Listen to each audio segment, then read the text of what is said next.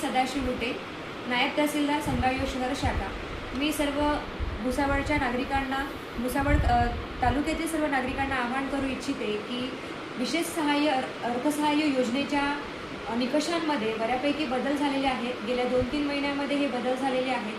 ह्या सर्व बदलांना आपल्याला स्वीकारायचं आहे. इतके बदल काय आहेत ह्याबाबतच आम्ही आज तुम्हाला कार्डसाठी अर्ज केलेला आहे आणि ज्यांच्याकडे एनरोलमेंट ID आहे त्यांना आपल्याला लाभ पूर्ववत सुरू करायचा आहे. तर त्या अनुषंगाने मी सर्व दिव्यांग बंधू आणि भगिनींना आवाहन करू इच्छिते की ज्यांनी कोणी नव्याने अर्ज केला असेल दिव्यांग प्रमाणपत्रासाठी त्यांनी एनरोलमेंट ID जर आमच्याकडे आणून दिला तर आम्हाला त्यांचा जो लाभ बंद झालेला आहे तो पूर्ववत करण्यात सोपं जाईल आणि त्यांचा लाभ पूर्ववत होईल.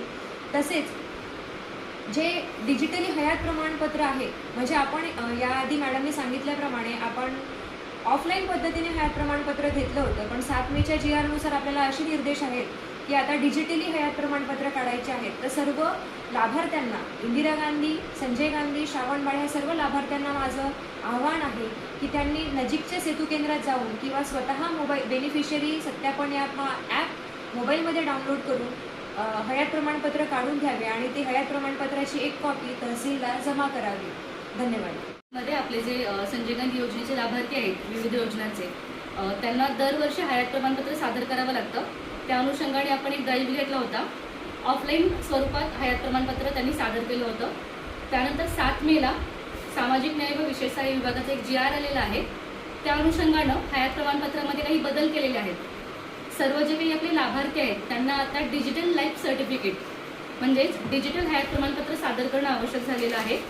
बेनिफिशरी सत्यापन ॲप नावाचं एक ॲप आहे.